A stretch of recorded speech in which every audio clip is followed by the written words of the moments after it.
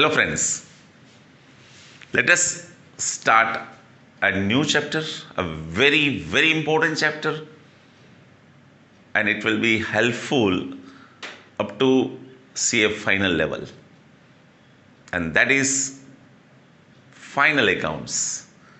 वैसे तो नाम ये चैप्टर का है financial statements of business organisation, financial statements of business organisation. प्यार से लोग कहते हैं final accounts, annual accounts. Annual accounts are prepared with the help of trial balance, with the help of trial balance and additional information. प्यार से लोग कहते हैं adjustments. Trial balance is prepared with the help of ledger, ledger is prepared with the help of journal. So this is the process: transaction, journals, ledger, trial balance and final accounts. Okay friends, चलो देखते हैं क्या है final accounts. As you know, dear friends, every businessman is very much interested to know two important things about the business. Number one is a result. Result of the business means profit or loss. जैसे students का result होता है पास या तो fail, similarly businessman does business activities throughout the year. आपको पता है friends, activities undertaken for profit motive is known as business activity. तो बिजनेस में क्या होता है? First and very important thing, to earn the maximum profit. ऐसा कहा जाता है maximisation of profit is the prime object of business. So every businessman is very much interested to know number one, and that is result. So result of the business is profit or loss. And number two, that is a second point, financial position. Financial position. Financial position means what? Capital, assets, receivables, payables, liabilities, etc. So, to know result and to know financial position, businessman prepares annual accounts. चलो देखते हैं meaning क्या है। कहीं author ने जो meaning दिया है, सो सबसे बेहतरीन मीनिंग मैंने आपके लिए लिखा है यहाँ पे। फिर से बता दूं, चैप्टर का नाम है financial statement of business organisation. 11th में सोल प्रोप्राइटरशिप है। नेक्स्ट ईयर आपको आएगा पार्टनरशिप, कंपनी फाइनल अकाउंट। ठीक है friends, so very interesting, very important chapter. क्या मीनिंग है देखो, financial statements are organise, summarise of detail information about financial position of business and result of business. मतलब ये हुआ फ्रेंड्स, ये जो स्टेटमेंट है ना फाइनेंशियल, वो दो चीज दिखाती है। Number one result, number two financial position. वो भी डिटेल्स में, आपका कितना प्रॉफिट हुआ, कितना लॉस हुआ, क्यों हुआ, कैसे हुआ, और आपकी जो लास्ट में पोजीशन है at the end of the year, कितना पैसा लेना है, कितना देना है, राइट, कितनी कैपिटल है, कितनी प्रॉपर्टीज है, एसेट्स है, right. So to know the result and to know the financial position, we prepare, we मतलब businessman prepares a statement at the end of the year, उसे लोग कहते हैं फाइनेंशियल स्टेटमेंट।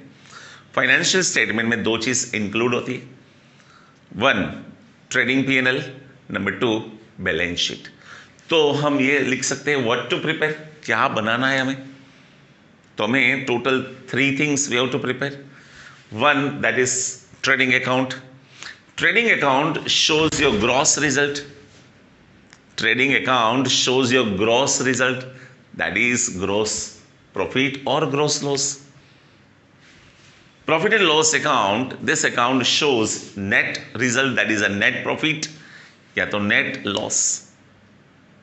जैसे है ना फ्रेंड्स, आपकी जो first term, unit test, prelims वगैरह होती है ना, उसमें जो रिजल्ट मिलता है that is your gross result. और लास्ट में जो आपकी एनुअल एग्जाम होती है उसमें जो रिजल्ट मिलता है that is your net result. तो यहां पे भी दो टाइप का प्रॉफिट है। Two types of profits are there. Number one is a gross profit, gross loss. Second is a net profit, net loss. Okay, so कहीं लोग बोलते हैं कि ट्रेडिंग P&L हम कंबाइन भी बनाते हैं। अगर आप if you prepare trading profit loss combine, then directly you will get the net result, right. Okay, so just knowledge के लिए हम सेपरेट बनाएंगे और एग्जाम में भी सेपरेट पूछा जाता है। So with the help of trading account, we come to know gross result, gross profit, gross loss. With the help of profit and loss account, we come to know net profit, net loss. And third is a balance sheet. Balance sheet is a statement shows financial position of business. That is at the end of the year. फिर से मैं friends बता दूं, financial position में हमें देखना है capital at the end of the year कितनी है, at the end of the year receivables कितना है, at the end of the year payables कितना है, प्रॉपर्टीज कितनी है। Fine friends, so this is the simple introduction of the chapter. अभी हम क्या करेंगे, will discuss in details about trading account, about profit loss account and balance sheet. Okay friends, so this is the meaning. Once again देख लो फटाफट, recap देखते हैं। What is final account? What is annual account? What is statement, financial statement of business organization? I repeat, every businessman is very much interested to know two things. One is the result of the business. Result of the business means profit or loss. And number two, financial position. Financial position means capital at the end of the year, at the end of the year receivable, at the end of the year payables, at the end of the year property, assets, etc. Fine friends, so write down the introduction.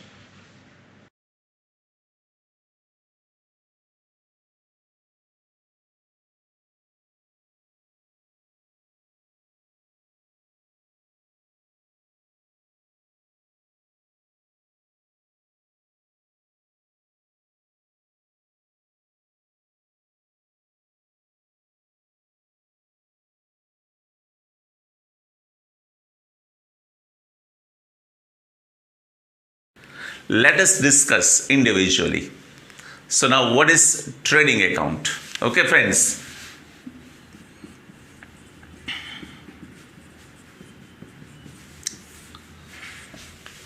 trading account shows gross result of the business, that is gross profit or gross loss.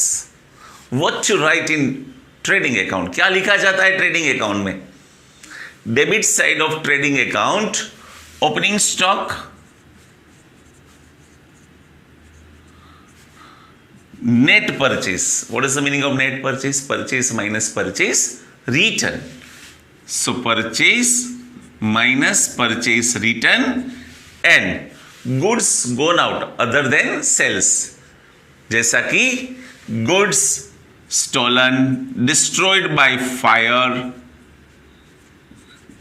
withdrawn for personal use, given for advertisement, that is free sample, charity, okay, and then all types of manufacturing expense, factory expense, purchase expense, that is called direct expenses, direct expense. And credit side, what you write? Sales, sales minus sales return, and finally closing stock. Now how to close trading account?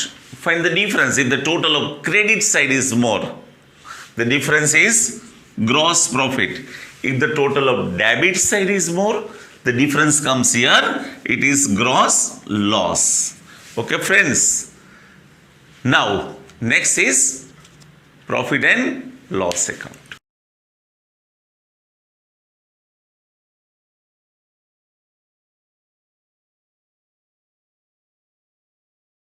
Profit and loss account shows net profit or net loss of the business, right? जो trading account में से gross profit आया ना वो यहां पे लिखा जाता है by gross profit. This is transfer from trading account.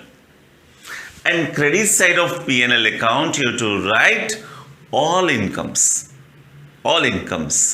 like commission received, brokerage received, share dividend, bad debts recover, interest received. Okay. And debit side जो लॉस है ना gross loss that is from trading account. All types of administrative expense, office expense, all types of selling and distribution expense, all types of financial expenses and losses are recorded, right? And then the difference, if the total of credit side is more, the difference is net profit, and if the total of debit side is more, it is net loss.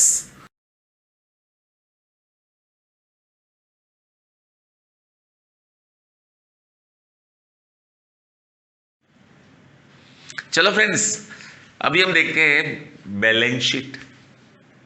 Balance sheet is what? It is a statement prepared by the trader at the end of the year. Why to prepare? To know financial position of the business. At the end of the year हमारे पास कितनी capital है, assets कितनी है, receivables कितना है, कितना हमें पे करना है, कितनी लायबिलिटीज है. That is known with the help of balance sheet. So balance sheet shows financial position. This is prepared at the end of the year. Dear friends, balance sheet is a statement. Balance sheet is a statement. So it has no debit and credit side. So it has no debit and credit side. हमें debit और credit side लिखना ही नहीं. Debit और credit लिखना ही नहीं है. Left hand side ये side पे हमें लिखना है कैपिटल एंड लायबिलिटीज, और ये साइड लिखना है assets and receivables. Okay friends, और आपको पता है C plus L is equal to A. C plus L is equal to A मतलब ये साइड का टोटल और ये साइड का टोटल इक्वल आना चाहिए. चलो देखते हैं क्या लिखा जाता है यहां पे लिखा जाता है कैपिटल प्लस एडिशनल कैपिटल. अगर ड्यूरिंग द ईयर आप एडिशनल कैपिटल लेके आते हो, then will discuss about adjustment interest on capital drawings later afterwards. अभी हम मेन पॉइंट डिस्कस करते हैं. प्लस नेट प्रॉफिट, अगर लॉस है तो minus original capital plus additional capital during the year अगर हम लेके आते हैं, that is additional plus net profit. Loss है तो माइनस. उसके बाद हमें लिखना है जो भी हमने रिजर्व्स क्रिएट किया है, रिजर्व्स. कभी कभी क्या होता है फ्रेंड्स, कई बिजनेसमैन प्रॉफिट में से थोड़ा पार्ट अलग रखते. From the profit certain part is kept aside, is known as reserve. Reserve वैसे क्या है? It is a part of capital. And then liabilities like creditors, bank loan, bank overdraft, provident fund, unpaid expense, income received in advance, bills payable. So these are the liabilities. और ये side हम क्या लिखते हैं पहले? Fix assets. Okay, उसे कहते हैं नॉन करंट एसेट. क्या होती है फिक्स एसेट? इसमें भी ना टेंजिबल और इंटेंजिबल फिक्स एसेट होती है. टेंजिबल आपको पता है, गुडविल, पेटेंट्स, ट्रेडमार्क, कॉपीराइट, ये सब इंटेंजिबल एसेट है. ओके, और टेंजिबल एसेट क्या होती है? Like building, machinery, furniture, motor car, that is vehicles, okay, land, etc. These are your fixed asset. Then हम करंट एसेट लिखते हैं, जैसा कि करंट एसेट क्या होती है पता है ना आपको, जिनकी वैल्यू चेंज होती है, cash balance, bank balance, debtors, stock, right. Investment भी टू टाइप्स के होते हैं, long term and short term, तो ये इन्वेस्टमेंट भी लिखते हैं। और ये पूरी एसेट्स लिखने के बाद हम क्या करेंगे, हम टोटल करेंगे। See the total of both side must be equal. क्यों इक्वल होता है पता है ना friends, C plus L is equal to A. तो हमारे पास जो लेफ्ट हैंड साइड है that is capital and liabilities, capital and liabilities, capital plus additional capital plus net profit, ये अगर लॉस है तो माइनस रिजर्व्स जो भी हमने क्रिएट किया था पुराने वो यहाँ लिखते।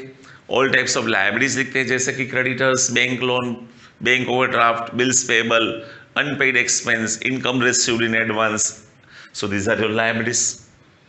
और ये साइड हम लिखते हैं all types of assets, fix assets, current asset, tangible, intangible जो भी है, जैसा कि goodwill, patent, trademark, copyright, building, machinery, furniture, vehicles, cash balance, bank balance, stock, debtors, investment, outstanding income, expense paid in advance that is called prepaid expense. तो ये सब assets हम लिखते हैं। और देखो C प्लस एल, ये हो गया C plus L is equal to A मतलब दिस। तो मान लो अगर ये आपकी फाइनल कैपिटल 16 lakhs की है और ये सब लायबिलिटीज जो भी है मान लो वो 34 lakhs की है, और we are having different assets जो भी है, मान लो इंटेंजिबल, ये गुडविल पेटेंट वाली एसेट 10 lakhs की है, फिक्स एसेट मेरे पास 30 lakhs है, करंट एसेट्स मेरे पास 10 lakhs है। तो क्या करोगे, तो ये सब का जो टोटल हम करेंगे ना फ्रेंड्स, वो हो गया 50 lakhs, ये भी 50 lakhs। Keep in your mind dear friends, ये बैलेंस शीट है, दोनों साइड का टोटल सेम आना चाहिए। आपको पता है ट्रेडिंग में से मिलेगा क्या, ग्रॉस प्रॉफिट या तो ग्रॉस लॉस। ग्रॉस प्रॉफिट कहाँ जाएगा, पीएनएल में। पीएनएल में क्या मिलेगा, नेट प्रॉफिट या तो नेट लॉस। अगर नेट प्रॉफिट है तो प्लस, नेट लॉस है तो माइनस। और फाइनली ये जो स्टेटमेंट है ना, ये बिजनेस की फाइनेंशियल पोजीशन शो करते हैं, कितनी मेरे पास कैपिटल है, रिजर्व्स, लायबिलिटीज, कितनी एसेट्स है। तो ultimately C plus L is equal to A होना ही चाहिए। C plus A L that is capital plus liability. और एक चीज फ्रेंड्स आपको पता है, capital is equal to assets minus liability. याद करो, ये देखो मेरे पास मान लो 50 lakhs की प्रॉपर्टी है, एसेट्स 50 lakhs की एसेट्स, और माई लायबिलिटीज 34 lakhs की, मतलब मुझे 34 lakhs देना है, ये मेरी लायबिलिटीज है। तो मेरे पास 50 लाख है, 50 lakhs, 50 lakhs में से अगर मैं माइनस करूं 34 lakhs तो 16 lakhs, तो ये 16 lakhs जो है ना फ्रेंड्स दैट इज कैपिटल। और एक चीज याद करो, अकाउंटेंसी जो इंट्रोडक्शन वाला चैप्टर है ना, उसमें दिया है there are 2 types of liabilities. Internal liability, तो इसे कहते हैं internal liability. Capital is internal liability, क्योंकि बिजनेसमैन को पेमेंट करना है।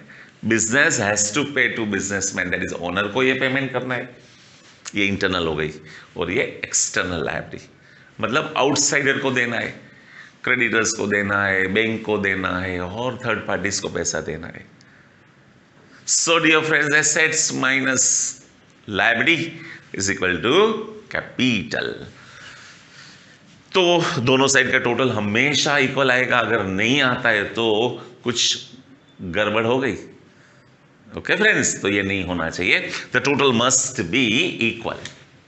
Okay friends, clear? I repeat, फटाफट फिर से देख लो, बैलेंस शीट क्या है? It is a statement.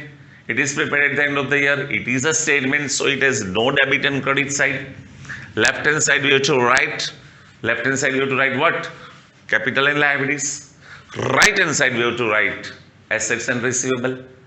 और जो बेसिक फंडा है वो C plus L is equal to A का है, या तो capital is equal to A minus L है, यहाँ पे हम लिखेंगे capital plus additional capital plus NP, अगर नेट प्रॉफिट है तो प्लस, नेट लॉस है तो minus, reserves then liabilities, and ये साइड हम लिखेंगे ऑल एसेट्स। दोनों साइड का टोटल हमेशा इक्वल आना चाहिए। Right friends, clear. और एक चीज तो मैं बता दूं, फिर एक और चीज, मान लो ड्यूरिंग द ईयर अगर बिजनेसमैन ने कुछ पैसा पर्सनल यूज के लिए विड्रॉ किया है, कैश या तो गुड्स, क्या कहते हैं उसे, वेरी गुड, उसे कहते हैं ड्रॉइंग्स। अगर मान लो ड्रॉइंग्स दिया है तो आप क्या करोगे, यहां पे ड्रॉइंग्स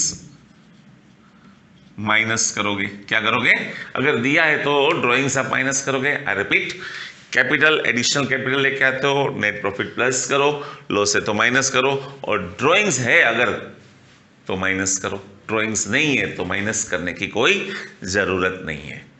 फटाफट फ्रेंड्स, क्लियर हो गई ये point. Capital additional capital, net profit plus, net loss minus, drawings है तो माइनस। ओके।